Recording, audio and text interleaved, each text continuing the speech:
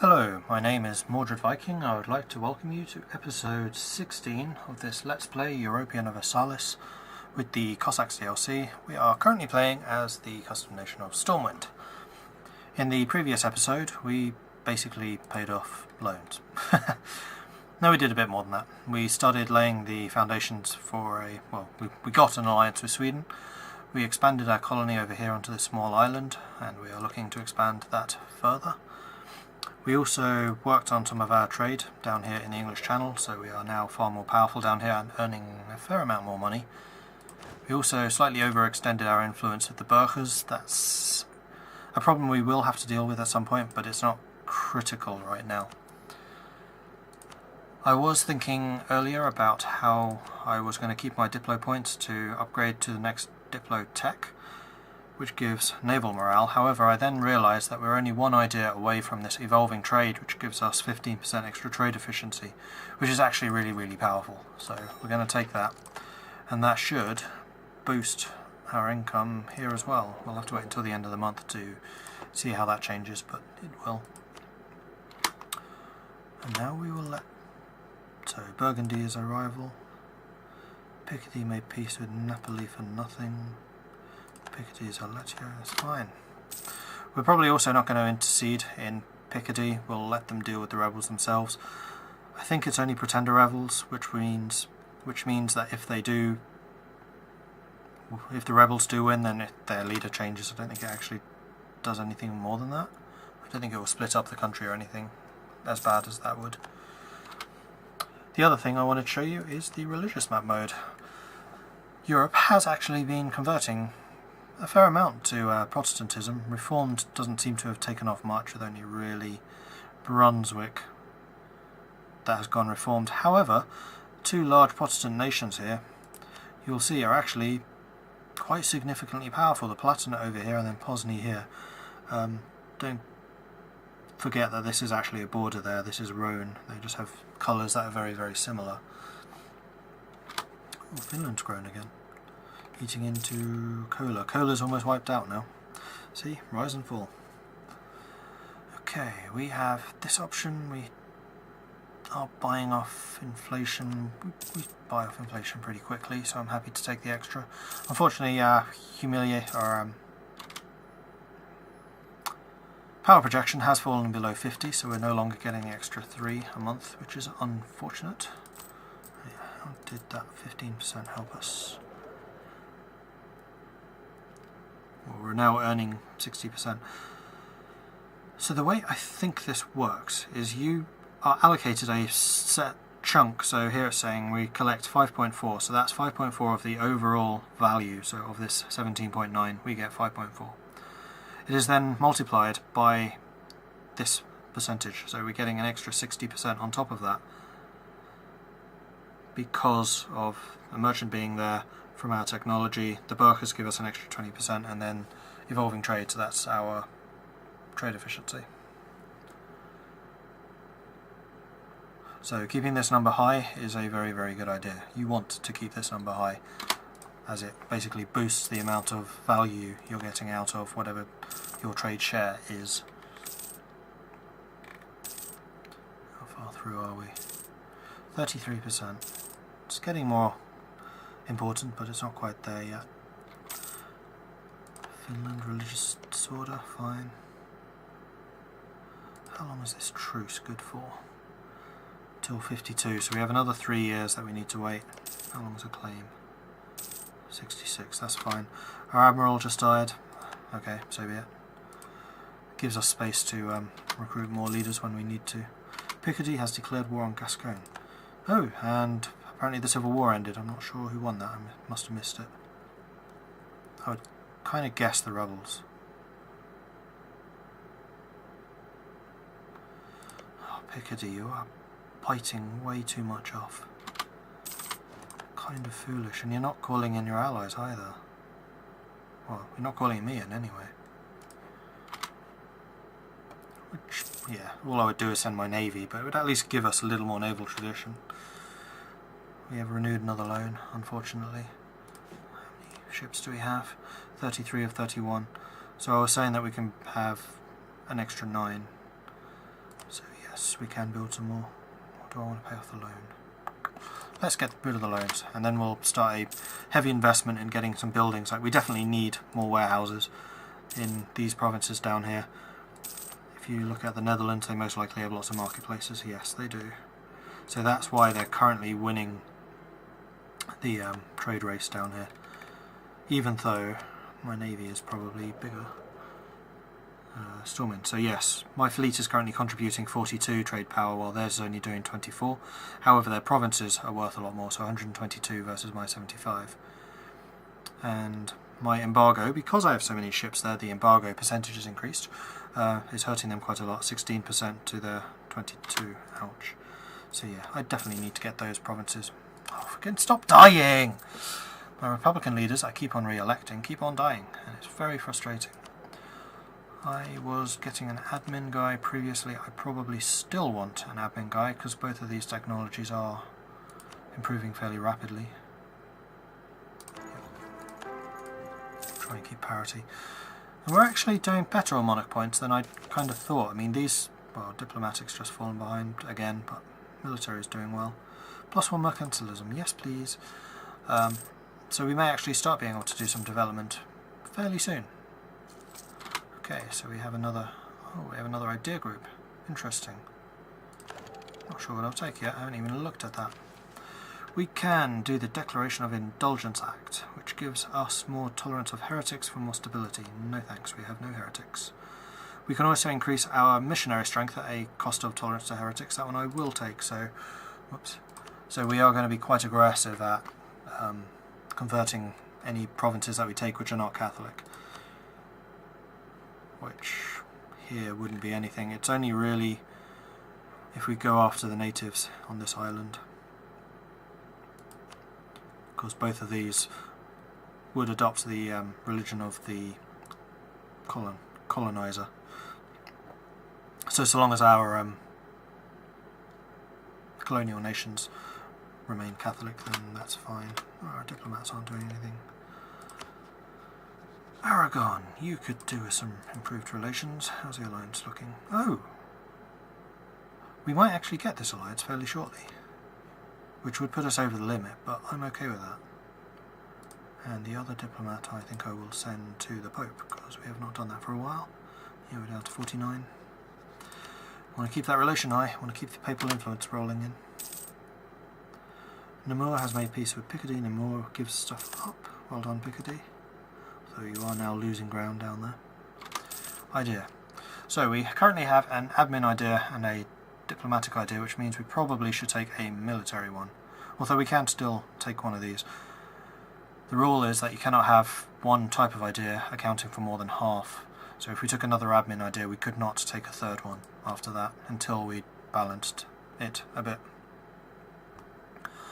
So, plutocratic could be an option. It gives us an extra merchant, which is important because we want that extra 10% trade value, or trade, not value. It's the modifier which increases the value. Revolt risk, it's always useful. Morale, it's always useful. More mercenaries.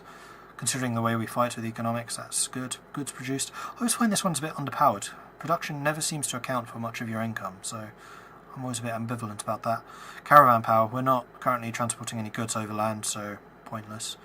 And manpower recovery speed, that's always good, because that increases the amount of manpower you get every month. And tech cost, just generally tech cost is 5% cheaper. That's amazing. Yeah, we're going plutocratic. It's less militarily offensive than some of the others. Or just militarily powerful, but it's more rounded, and I think it's actually one of the best idea groups available. We are going to go up to Tech 12 first, because it gives us the next group of infantry units, and tercios and free shooters are really quite good. So we definitely want that, so we can maintain parity with everyone around us. Although we may well go for a military ruler next, if we don't re-elect this guy. How old is he? 50. Okay. And our colony is very, very nearly done. It should in fact be done next month, I would think. And then we can start working on the next colony after that. There we are. Marvellous. So we'll take this one. Less natives means it should we should get it a little quicker. We could, in fact, you don't have to keep your colonist in an area you are trying to colonize. The colonist isn't really where your people are moving to, it's more where you are focusing on. So we could start colonizing this one. As soon as the colony begins, we can move the colonist here. That would mean that we have to spend a lot more money on colonizing, and it is a inversely proportional band. So colonial maintenance, I think, was around 2 ducats for one colony. It would then go up to 6, I think, so it would then cost 4 for the next one. Then after that it would cost, I think, 8 per colony. Like, the first one would be 2, then it would be 4, then it would be 8, and those are combined. Travelling minstrel. We can get extra stability from this. Yes, please. Stability is always good. Is this military? Please be military. No, it's diplomatic. So, talking about colonists, if we get a second colonist, which we can do, it would mean that we can have 2 colonies on the go, and they would both cost 2 ducats rather than going up to 4. Or we could get the naval morale. When's the next trade? 13. Right. Decisions. I think I will take the extra colonist just because I want to get this colony up and running. We still don't have much competition. Aragon is growing. And Aragonese Cypatria. Aha, so this is a colonial nation. You can tell it is because if you look at the crest, it's half of what Aragon is, plus half of a usually fairly basic colour, so in this case it's just blue. You can also see here, Aragonese Cypatria is a colony of Aragon, has a liberty desire of 11%. Aragon is at war, which means Aragonese Cypatria is at war. Because of the Treaty of Tortella, they now have dominion over this area. So if I tried to move into Cypatria, my colonies would grow much, much slower, and the Pope would like us a lot less. So we kind of want to jump into Noronor as soon as we can, really, so that we get dominance of it. And because we have a colony here now, we should be able to reach it. So yes, I am going to grab the colonist. Bang. Means that we will be spending 2 more ducats a month, but our income is going up. Colonial range is 722, this is only 346 away. We can definitely reach. We want to see where the most valuable province is, because they are not always just 3. See, there's a 22 right there, which is hugely powerful. Where's economic? Economic map modes, development, there we are. So now we can see precisely what is valuable and where. We also want to see where the trade nodes are, so there's 1 trade node only right there. So basically we want to colonize kind of this region. So if we start here and then move up to there, we get the 2 most valuable ones in this area. And then there's a couple more with some value up here, 17, 14. So yeah, we kind of want the head of this island. 25. Okay, so we are going to go for this place. I think this will be then the capital of that colonial region. Off he goes.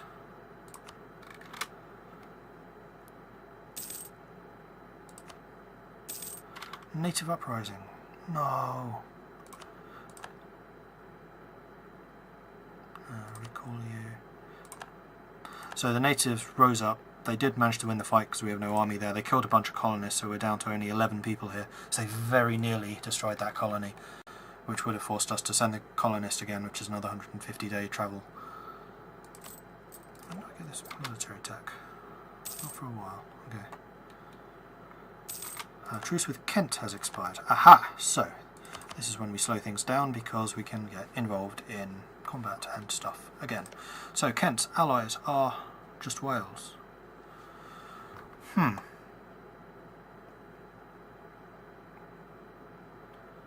they are threatened by us, and if someone's threatened, they're usually easier to vassalize. So I'll recall that diplomat. Would you be willing to be vassalized? No, because Kent is a very wealthy province, so their economic strength is just too high for a vassal. Now if we go to war with them, then that's going to drag Wales in as well. I don't particularly want to fight Wales, because we kind of want to be friends with the Pope, and it would also break our own alliance with them. Aberdeen, are you allied with anyone? No, Aberdeen is still not allied with anyone. So I think we're going to prepare for war against Aberdeen. We still have the claim. So we'll get them. Do they have a navy? Probably a small one. Let's have a look in the ledger. Aberdeenshire has a navy of 1 light ship and 2 transports. I really am not worried about that, so I'm not going to prepare my main force for that fight. Just send the army up there. We will bring in our Republican leader, who is alright, not great.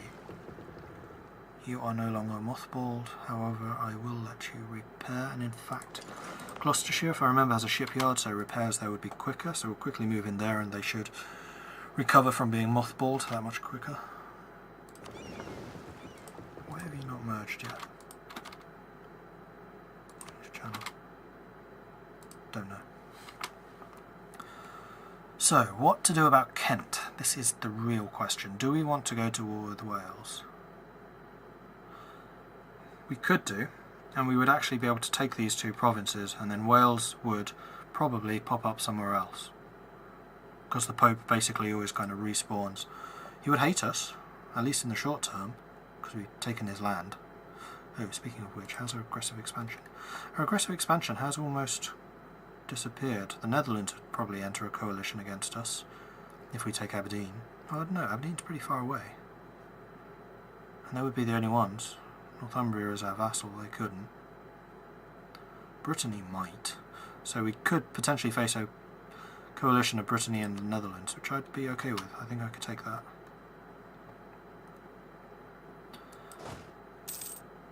Let's go up to 4. Okay. Give them another 2 months and then we'll be ready to attack, I think. We only have 5 loans left. Gosh. 600 outstanding. Picardy has accepted peace with Gascogne for a white peace. Yeah, because they have rebels again. I don't think the Civil War actually ended, they just beat them. I really don't want to go to war with Wales. Maybe if I keep my relations high with them, then they won't join. Because our favours and our trust are pretty high. I could spend some of those favours to increase the trust, but I'm not sure that makes it less likely that they'll join a war. If Kent was allied with anyone else... Picardy. You allied my 2 main allies. I should have declared war on them when I could. Damn it. Okay, we'll deal with that later. But first... You guys are repaired. Head up to Orkney, please, and prepare to receive an invasion fleet. Great. Aberdeen.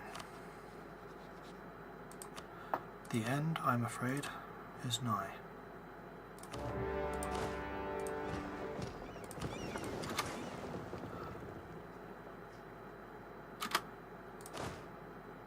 Now, unfortunately I cannot split my army here.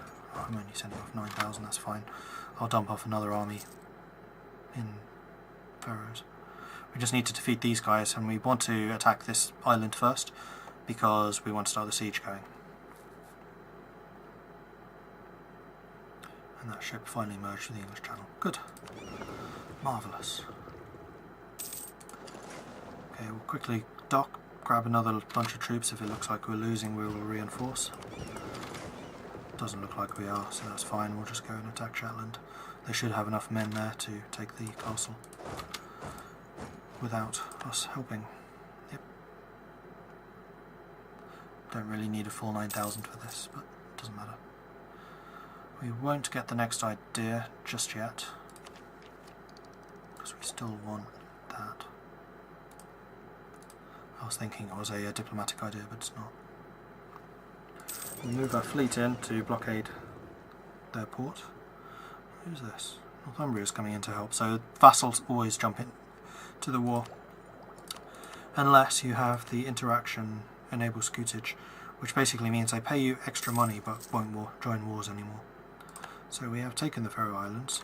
The clergy have seized power over Balticum. They lose one stability.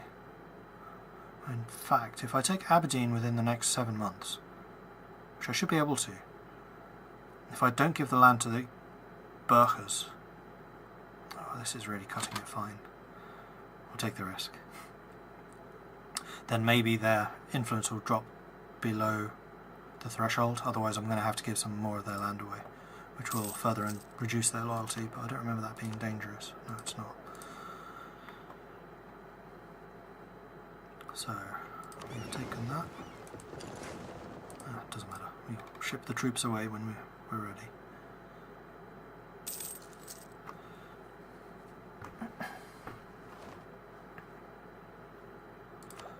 Aha! And now we can get the military technology. Boom. Spanish Square enables tercios and free shooters. Now I am going to upgrade my troops, so this is risky. You shouldn't always do this when you're at war, but I have enough men there that if their garrison attacked me, I could fight them off. Because when you switch your troop type, you lose morale. Like all of your infantry's morale change, or whatever unit you're upgrading. So tercios are very defensive. They give you quite significant defensive bonuses but don't do much damage. The free shooters, on the other hand, do massive morale damage and a fair amount of shock, but are nowhere near as defensive. We still don't have any bonuses to combat, so we're going to go purely defensive. We win through attrition. Okay, we can set up a penal colony on Ceresos, which increases unrest but increases the number of settlers we get, which is Ceresos. This one? Yes.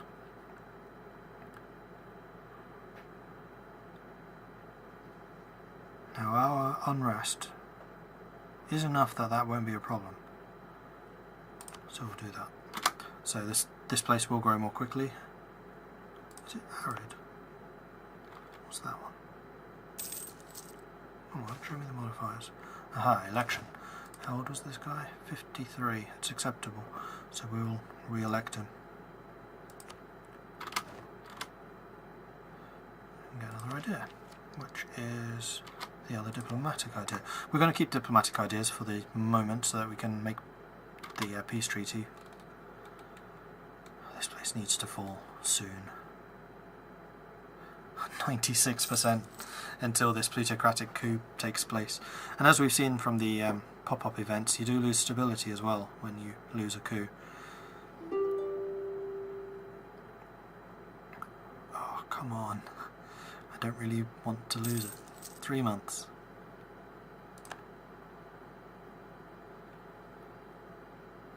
Come on, 49% chance of taking this car. Oh, come on, 63. 98%. We'll repay that loan. 99%. Come on, if they don't take it this time. Oh, you're kidding me. Really? Okay, we're going to have to do something about the influence then. We will have to give up some of your land. Burkers have 46%. I could give away Northumbria, which would reduce their influence quite significantly, plus the 5% for having a city with at least 30 development. But then someone else would probably get that penalty. Oh, and oh no, they still have a centre of trade in London. Could give up Connacht, because all of these are in the south, so we don't want to give those up. That's in the North Sea. North Sea is really not very valuable, so I would be okay with giving this up. Probably to the nobility. Give them 69% influence. Yeah, I'm going to have to do that. Revoked. Bucks have gone down to 25. That's fine, I can shuffle some of the others around. So you go to the nobility.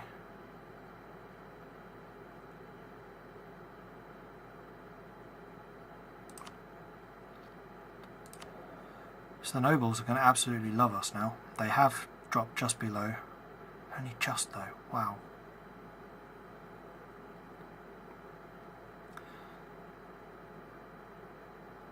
and now they have the below the loyalty threshold, but that's okay. That's a general unrest issue which I can deal with very shortly, I think, because I can give them some of these territories instead. Or if I go to Wales and Picardy, then I can, because Picardy is not in the shape to fight right now. I wonder if Picardy would actually join the war or not. Picardy would not join the war because of all the rebels and the debts they have, but Wales would, unfortunately. They like us, but just not quite enough. I think I'm going to do this war. I'll take Kent, and I'll see what happens with Wales. I might just let them... I might just piece them out once I've conquered them for nothing. Now it falls. Typical. Okay, sue for peace. Full annex. And all of your money. Gives between 1 and 14 aggressive expansion, but not enough to make anyone go into a coalition. Accepted. Aberdeenshire is now ours. We own these islands. We can pay off another loan, which is nice. Down to just 3. So our interest payments should be very little now. Okay, let's bring the boys home. So now we can just click and it says, do you want to transport these guys automatically? It takes a bit longer because the units, well, the ships will move to here, they won't actually dock. So they march onto the ships and then march off. But it's fine, I'm in no real hurry. And then we'll take these.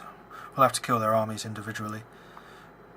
Wales has to go through the marches to actually get anywhere else. That completely blocks them off, so they're pinned there. In fact, Kent has to take London to get anywhere else, so that's fine. Lose 10 Republican tradition or lose stability. I'll take the Republican tradition, which lets me pay off another loan. And then there were 2.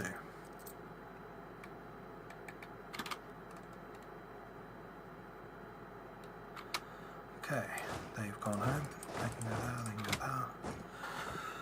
Kent has a tiny fleet, which I'm not concerned about. Wales has a slightly larger one, but it's still only 1 heavy. And natives have risen again, which is bad, because they probably will kill everyone there.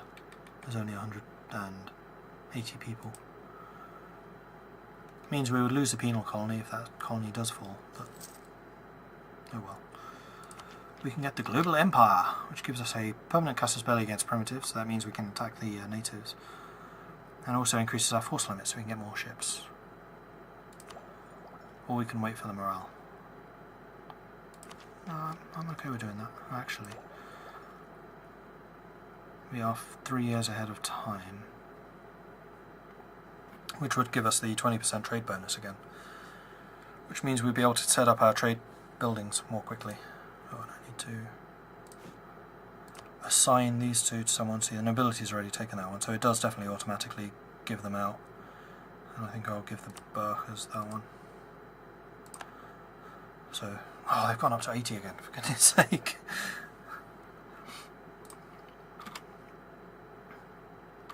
Has that reset? Okay, so they damaged the colony. They killed about 60 people, but they didn't actually destroy the whole thing. So the plutocratic coup will reset next month, I guess. There it is. But it does start all over again. Good. Okay, so our army is back in our country. So I screwed up a bit. I meant to tab out and check how long this recording's going, because I managed to forget my timer, and I forgot to start the recording again, so we've missed about 6 months, I'm afraid. Sorry about that. We did take Aberdeenshire. We marched our army south. We fought the Kentish army, beat them quite handily, started to occupy Kent, marched over across to the marches where their army had gathered, the Welsh army, fought them, beat them. We're now sitting on Gwynedd. Our Northumbrian vassal has marched over to Glamorganshire and is now occupying that, so everything is now occupied. Our transports managed to catch the Kentish trade fleet up here in the Faroes and beat them. We then sent our navy back to Meath to repair. The Welsh navy was sailing around trying to catch us out, but they never managed to catch anything. Our 17 strong trade fleet, I think, is to powerful for them to take, even though they do have one heavy. 17 against 1, that's, yeah, we would win that quite easily. We declared war on Kent. The Picardy alliance didn't fire, so Picardy are still allied with us. They did not enter the war, though Wales obviously did. I'm still not entirely sure what I'll do with Wales. I probably will conquer them, just because Glamorganshire is such a valuable province. It's massive. 36 is huge, and the trade power is very, very high. It's actually 14 point something when you cancel out the under siege modifier. And if that happens, then the Welsh will be moved off somewhere else. It's possible that I can give them some land in my own territory, though they will probably want Glamorganshire back. I'm not going to give it to them.